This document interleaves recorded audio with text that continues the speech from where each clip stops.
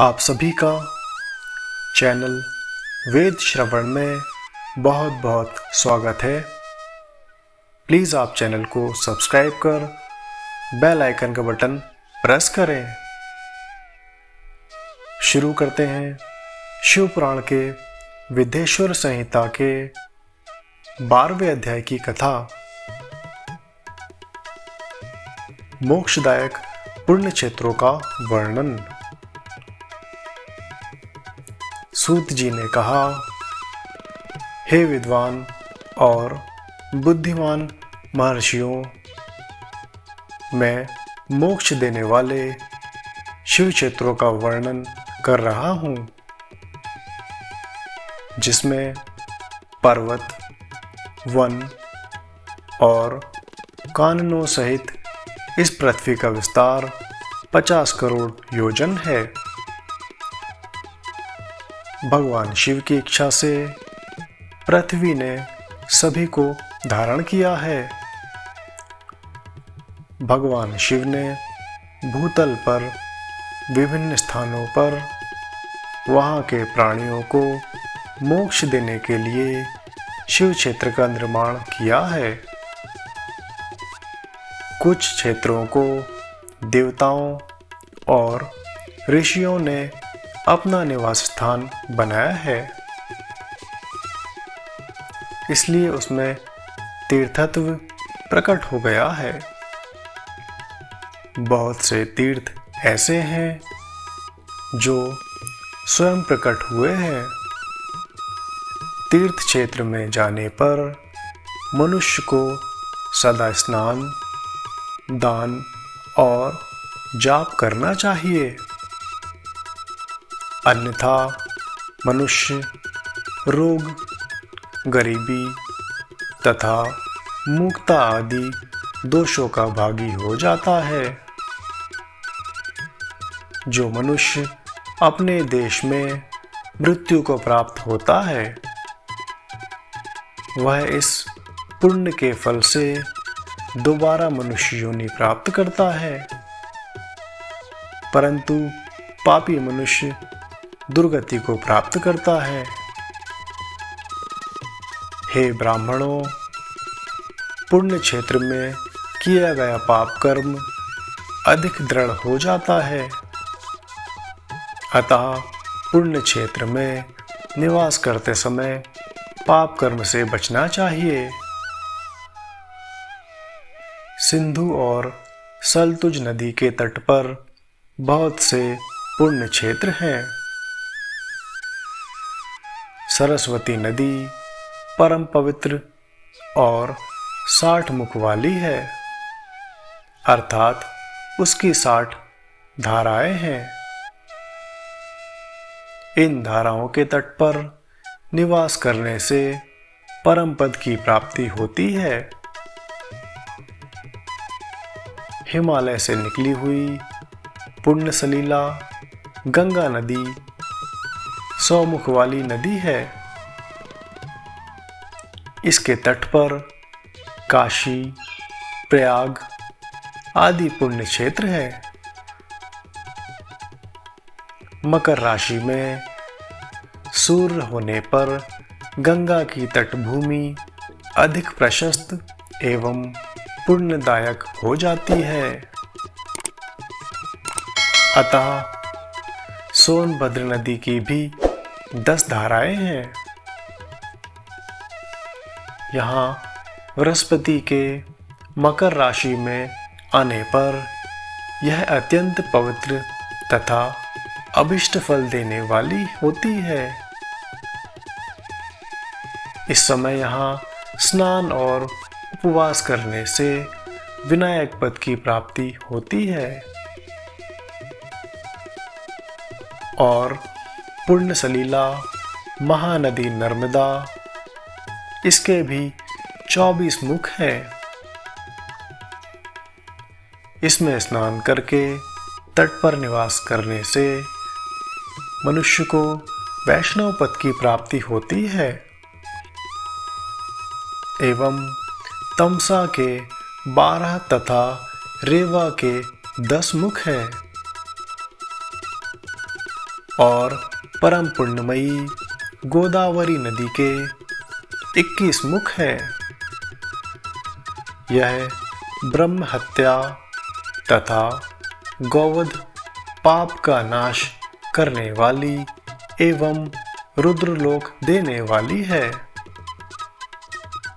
अन्य नदी कृष्णवेणी समस्त पापों का नाश करने वाली है एवं इसके 18 मुख हैं तथा यह विष्णु लोक प्रदान करने वाली है। अन्य नदी तुंगभद्रा 10 मुखी है एवं यह ब्रह्मलोक देने वाली है। सुवर्ण मुखरी नदी के 9 मुख हैं, अतः ब्रह्मलोक से लौटे जीव इसी नदी के तट पर जन्म लेते हैं। सरस्वती नदी, पंपा सरोवर, कन्याकुमारी, अंतरीप तथा शुभ कारक श्वेत नदी ये सभी पुण्य क्षेत्र हैं। इनके तट पर निवास करने से इंद्रलोक की प्राप्ति होती है। महानदी कावेरी परम पुण्यमयी है एवं इसके 27 मुख हैं। यह संपूर्ण अभीष्ट वस्तुओं को देने वाली है। इसके तट ब्रह्मा विष्णु का पद देने वाले हैं। कावेरी नदी के जो तट शैव क्षेत्र के अंतर्गत आते हैं वे सभी अभीष्ट फल तथा शिवलोक प्रदान करने वाले हैं। नैमिषारण्य तथा बद्रिकाश्रम में सूर्य और बृहस्पति के मेष राशि में आने पर स्नान और पूजन करने से ब्रह्मलोक की प्राप्ति होती है। सिंह और कर्क राशि में सूर्य की संक्रांति होने पर सिंधु नदी में किया गया स्नान तथा केदार तीर्थ के जल का पान एवं स्नान ज्ञानदायक माना जाता है। अतः बृहस्पति के सिंह राशि में स्थित होने पर भाद्र मास में गोदावरी के जल में स्नान करने से शिवलोक की प्राप्ति होती है। ऐसा स्वयं भगवान शिव ने कहा है। एवं सूर्य और बृहस्पति के कन्या राशि में स्थित होने पर यमुना और सोनभद्र में स्नान से धर्मराज और गणेश लोक में महान भोग की प्राप्ति होती है। ऐसी महर्षियों की मान्यता है तथा सूर्य और बृहस्पति के तुला राशि में होने पर कावेरी नदी में स्नान करने से भगवान विष्णु के वचन की महिमा से अभीष्ट फल की प्राप्ति होती है। एवं मार्गशीर्ष माह में सूर्य और बृहस्पति के वृश्चिक राशि में आने पर नर्मदा में स्नान करने से विष्णु पद की प्राप्ति होती है। एवं सूर्य और बृहस्पति के धनु राशि में होने पर सुवर्ण मुखरी नदी में किया स्नान शिवलोक प्रदान करने वाला होता है। और मकर राशि में सूर्य और बृहस्पति के माघ मास में होने पर गंगा जी में किया गया स्नान शिवलोक प्रदान कराने वाला होता है। शिवलोक के पश्चात ब्रह्म और विष्णु के स्थानों में सुख भोग कर अंत में मनुष्य को ज्ञान की प्राप्ति होती है।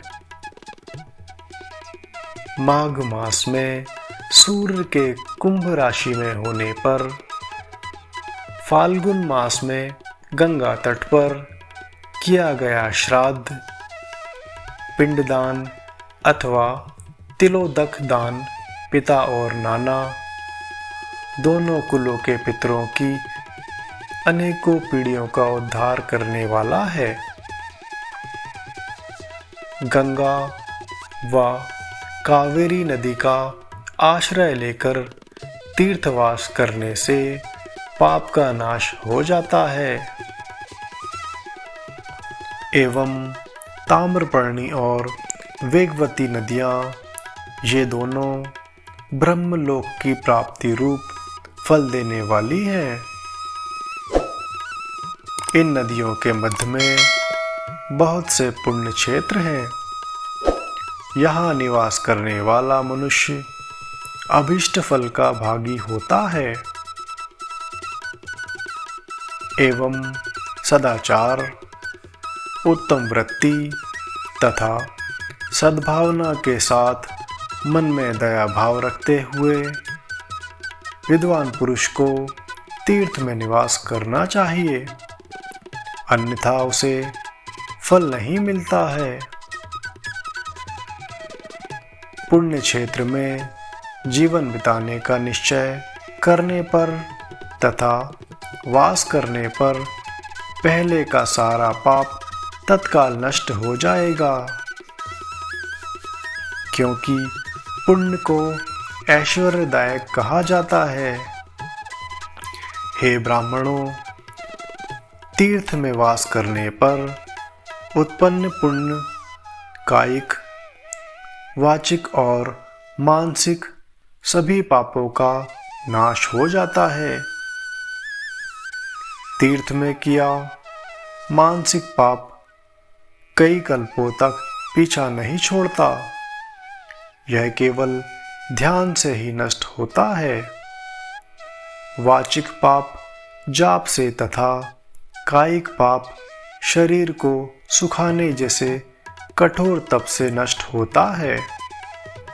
अतः सुख चाहने वाले पुरुष को देवताओं की पूजा करते हुए और ब्राह्मणों को दान देते हुए पाप से बचकर ही तीर्थ में निवास करना चाहिए।